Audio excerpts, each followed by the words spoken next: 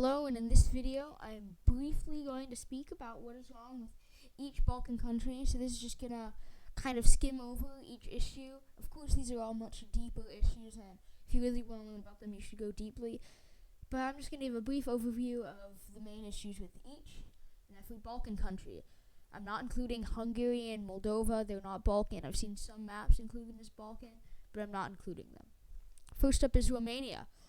So first of all, they're a part of the Eastern Bloc, so their economy is kind of sucky, and they have entered in multiple wars, which they have lost. The same thing would apply to number 2 on the little list we got here, which is Bulgaria. They've entered into multiple wars, which they have lost. Most notably, World War II. At the beginning of that war, they decided, hey, fascism seems pretty cool, and then proceeded to lose the war. Then we got Greece.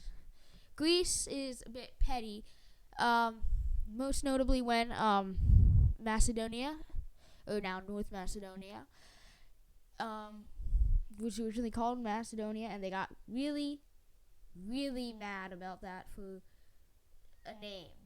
So bad, it got so bad that they blocked what is now North Macedonia from entering NATO. Then there's Turkey. Turkey's probably the most stable.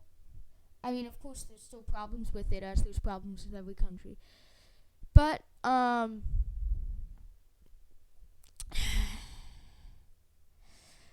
there's Serbia. Serbia has lots of lands that, just aren't ethnically Serbian, which isn't inherently a bad thing. It's just that with regions like Kosovo and in some regions which are predominantly Hungarian or Romanian, it just makes sense. And I get why they dislike Kosovo. It's a rebellious region. Speaking of Kosovo, the problem with Kosovo is that they have one of the highest poverty rates in the Balkans. And in Europe. And then there is Croatia. Croatia, well, here's the problem. They basically blocked off all of Bosnia from having water.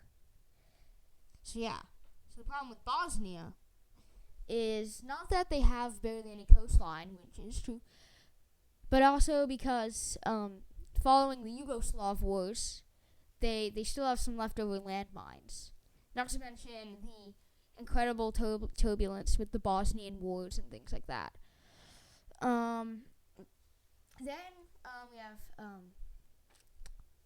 Slovenia and Montenegro. I'm just going to put these two together because they can be put together.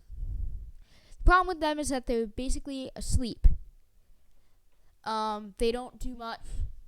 They haven't participated in much. They're super obscure, so if they deleted off a map, an American would probably not notice for a while unless it appeared on the news. So I think that ought to do it for the problems with each Balkan country. Oh, that's right. The best Balkan country. Unfortunately, I cannot include Albania, because there are no problems with Albania.